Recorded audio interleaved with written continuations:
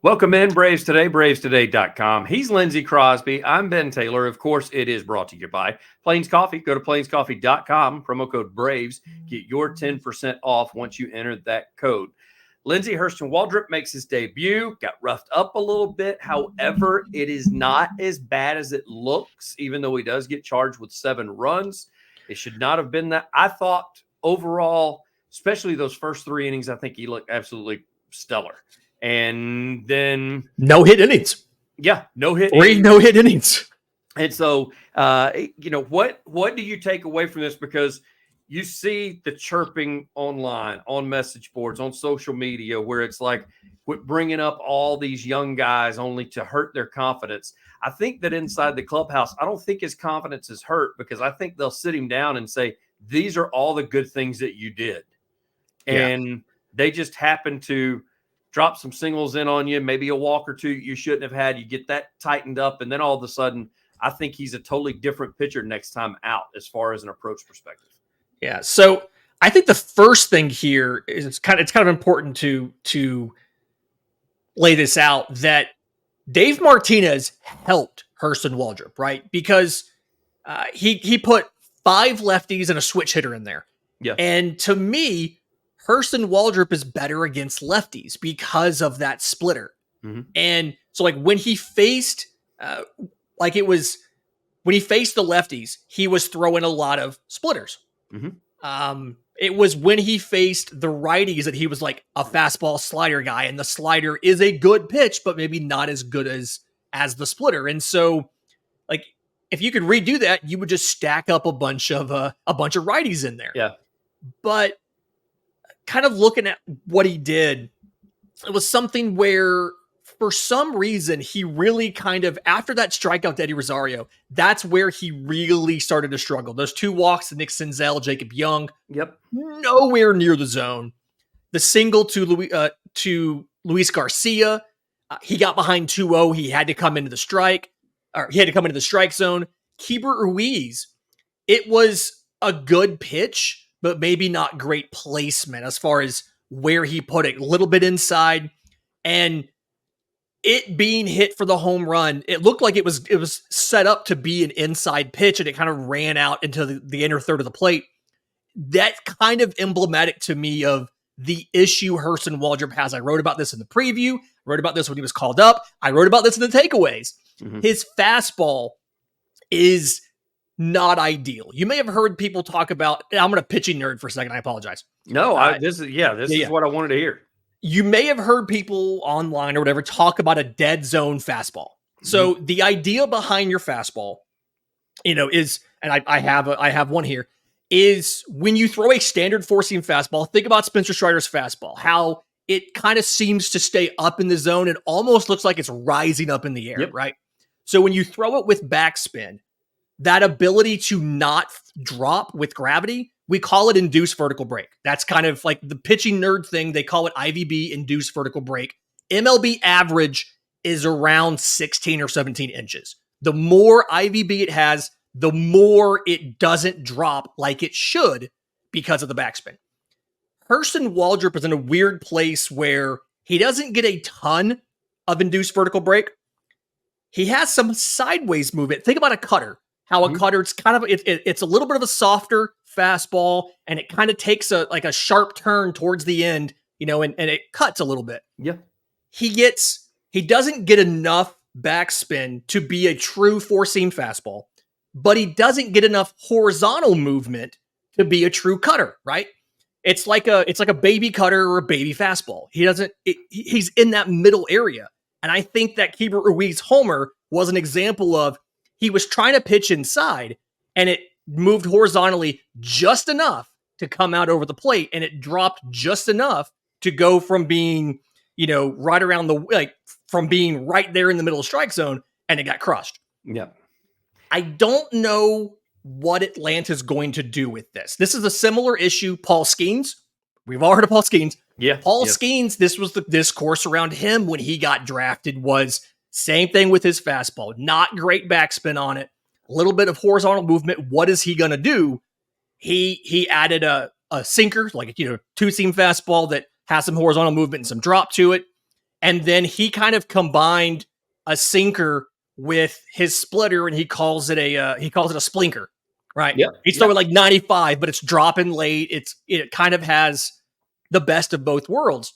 Hurston Waldrep's going to have to do something, right? He's going to have to either try to throw with more backspin, chase that induced vertical break, or he's going to have to lean into the horizontal movement and make it like a true cutter. You can have a cutter as your primary fastball and be successful. We've seen plenty of guys with Mariano Rivera is a great example of a guy threw a cutter and it was practically unhittable. We've seen starters do it. Let's stay with the Yankees. Nestor Cortez, primary a cutter guy, right? We've seen cutters be a primary fastball. Corbin Burns throws a good cutter. It's just he's going to have to pick one or the other. Right now, he's kind of in the middle, and it's good enough against AA hitters. It worked for the most part in that one AAA start, or technically two. But major leaguers, if you miss your spot when you have a fastball with that movement profile, like you did to Keibert Ruiz, you see what can happen to it. So he's good.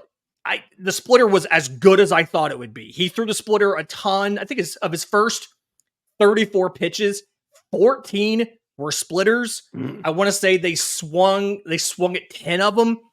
And they made contact 3 times. Like they're like, it's a really good splitter. The slider is good enough, but the fastball, you've got to figure out something that'll work, because it's hard to make his current fastball work unless your locations are amazing. Yep. Well, you mentioned location. That's one thing that they kept mentioning from the booth too. What they'd like to see on that splitter is for him to be able to, on command, kind of bring it in as a strike, at least a low strike. Yeah. And there were a couple that he bounced in the dirt up there. But now we kept getting reminded, and I keep forgetting this, as number one, he was playing college baseball last year. Yeah. This time last year, he was playing college baseball. Number two is that splitter, as they kept referring to during the COVID year, was added on a homemade mound that he was watching YouTube videos in order to come up with that pitch. And he's doing that with just he and his dad working on it. So he's got no coaching that's helping him. He's just using YouTube video. And then he shows up in the minors and he's like, yeah, I got this splitter. And like, it's one of the best splitters in baseball. It is. The average spin rate on this thing is low. You want a low spin rate for a changeup, for a splitter, whatever. The average spin rate is like the lowest of any pitcher with a splitter in MLB. Like, it's a really good splitter. Don't get this wrong. It's a great splitter. It is. And when he locates it well, the Eddie Rosario strikeout, pitches strikes 2 and 3 were both splitters, and like they kind of caught the inside corner. Like, it was perfectly located splitters to Eddie Rosario to get his only strikeout of the game. Right. I think they saved the ball for him too. But like they did. Like when it's on, you can see how good it is, because Eddie Rosario is a good hitter, right? It did not matter. He had no chance against those splitters when it's on. It's just he's got to be able to land it for strikes enough. Yep. And he's got to be able to show the fastball enough where you can't sit on the splitter, because the splitter is more effective when they're worried about your fastball. Because the idea is it looks like the fastball out of the hand. It's the same arm speed. It's the same slot. It's the same movement profile. But late, it's going to drop, whereas the splitter or the fastball does not.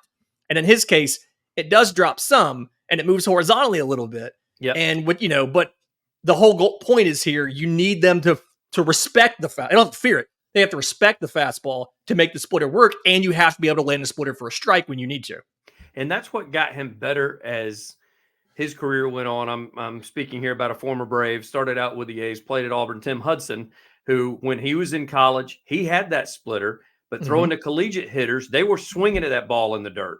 And then when he got to the majors, they're like, you got to learn to control that thing, and you got to make sure that you throw it for a strike, even if it's low in the zone, because these guys are not going to swing at it if you're bouncing it every single time. So he did, and he was able to have a decent career for both the Braves as well as 3,000 innings. Yeah. Yeah. And so, and it saved his arm too, being able to do that. So I see some similarities where Waldrip comes from college. He goes through AA ball, then he has a couple of starts in AAA ball, and now he's up at the majors. If he can get where he can locate that thing and at least hit the bottom of the zone where, as you just said, they're thinking fastball when it comes in and then it just falls off the table, then once he gets them guessing, like Huddy used to do. I mean, these guys aren't Greg Maddux, who, as Maddux famously said, I'm going to tell you what's coming. It's going to be 88, 89 miles an hour. I'm going to start it on the outer half. It's going to come back over the plate, and you're not going to be able to hit it. And if you do, it's going to be a ground ball. And so they don't have that. They have to surprise them.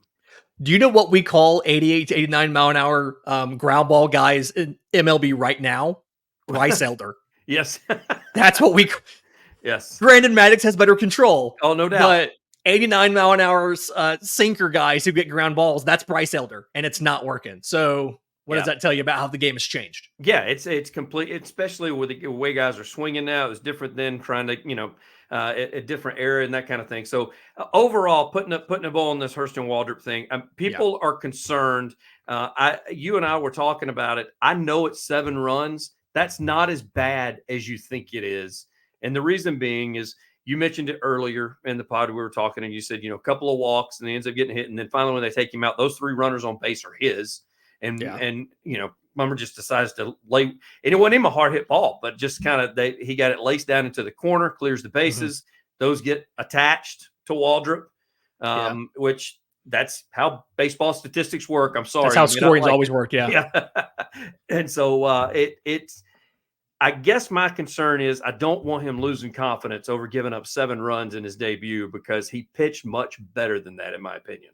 Yeah. And he talked after the game about it was good to see how MLB is different from the minors, right? And CJ Nikowski talked a little bit on the broadcast about how things like that rain delay that Washington's famous for, right? How things like that don't help these young pitchers, especially guys like him making their debut, because then you get wrapped up in, you just have more time to sit and kind of think about getting ready for the game and what it's going to be like and all of that. And DJ Hurst making his second career start. Both of those guys were out before 5 innings were up. Yeah. I'm not saying it was because of the delay, but things like that didn't help. And when you go back and you look at that 4th inning, like the home run, 100 miles an hour off the bat. Okay. But Lane Thomas had a legit single, 99 miles an hour. But Luis Garcia, 69.8 miles an hour. Joey Gallo, 58.1. The Joey Gallo single, 0.080 expected batting average. Luis Garcia, sorry. Yeah. Like just all of these were like soft hit balls that happened to find their way through. The 2 walks, not competitive walks, right? 3-4 runs, I get it. You would have been like, okay, ERA of 9, whatever, let's move on. Bummer giving up that bases clearing double was really what kind of ruined the statistical line. He doesn't feel like he gave up that many. The performance didn't merit a 7-run charge, and I think he'll be fine. But the goal here, what this achieved was, 1, now he knows how major league teams are going to attack him, because you're going to need more of him this year. AJ Smith-Shawver is hurt. Nobody else in that last spot has worked out. Darius Vines didn't work out. Alan Winans didn't work out. Ray Kerr didn't work out. Bryce Elder didn't work out. They haven't tried Dylan Dodd. They refused to try Dylan Dodd. But nobody else has worked out in that spot. You're going to need more starts from him, from Spencer Schwellenbach. And the big thing was you were able to buy everybody else some rest. You pushed Max Fried back 2 days. So he goes from Sunday to Tuesday against Baltimore. It's a tougher matchup now against Baltimore. But you pushed him back a couple days. You got everybody else some rest. And the Braves have seemed, I talked a lot early this year about, it felt like at some point in time, you were going to have to move Renato Lopez to the bullpen, right? Because he's been a reliever the last couple seasons. He hasn't gone over 70 innings. They're pretty insistent that they're not going to do that. And so they've been consistently finding ways to get these guys additional rest, whether it's Ray Kerr doing a glorified bullpen game, giving him 3 or 4 innings, or in this case, back-to-back prospects starting, pushing everybody back to give them some extra rest. They've been pretty insistent, no, we're going to give all of these rest of these starters extra rest so they can stay in the rotation all year. And so, he did his job. His job was to give everybody else a little bit extra time off. He did that. You also got some good intel, and you can take away, he struck out a major leaguer for the first time. He's gotten that out of his system. He's gotten the debut out of the way. Now, ideally, it's a little bit easier when you need him to come up and start again because he's not doing it for the first time. Is this affecting the rest of the team rhythmically as far as them bringing somebody up every now and then to showcase them? You know, I hate to keep going back to the Kevin Millwood thing, but at least that was consistent during that time where you knew every Wednesday Kevin Millwood was pitching if they were playing at home in Atlanta. That just was kind of the thing. Here, you know, like you said, yes, I think Max Fried appreciates it. I think him getting pushed back and getting a couple of more days rest, I think he appreciates that. That in turn, domino effect, that's giving Chris Sale an extra day of rest. That's giving Lopez an extra day. It's giving all those guys extra days of rest because of that. However, I guess I would ask you from a team standpoint, from the rest of the guys and the players and you know, the catchers and everything else, is it affecting them rhythmically that they're having to kind of see what bingo card gets pulled out next in order to who we're going to be bringing up and who's going to be out on the mound? I think some of the guys, I don't have the exact quote, but I'm pretty sure some of the guys have said that, like, it doesn't really matter who's on the mound. We're going to go out there and do the best we can. We're going to play good defense. You know, we're going to hustle everything we can to try to win the game. And so I think everybody kind of understands, the professionals in the room kind of understand the grand scheme of things, right? They understand we're not going to win or lose in the postseason based on Hurston Waldrep. Mm-hmm. We're going to lose and win in the postseason based on Max Fried, Chris Sale, Ronaldo Lopez, the offense, right? And if we can, obviously changing pitchers doesn't affect the offense, right? But if we can give those other guys a day here, a day there, and be able to keep them in the rotation and healthy for longer, it helps the team in the long run. I think the big thing with this team is professionals. They're all professionals. The professionalism of this team is something we hear about all the time. That's why they're not freaking out about the offensive issues and everything, because they're professionals. They have a job to do. They're coming and working every day. I think this is kind of some of the same thing. They're happy for these guys that they know. Waldrip was in spring training with them. Like, they know him. They've spent time hanging out with him. And so they're happy for him. They're excited he gets this moment. And every time they go out, as Chris Sale told me in spring training, we're competitors. The goal is to win the game. So I think too, because somebody brought that up to me about the rhythm, and I said, yeah, but the thing is you got to look big picture, because at the end of the season with Sale, who's getting up there in age, Lopez, as you said, that's been a relief guy who it looks like they're bound and damn determined to make sure he's going to stay a starter.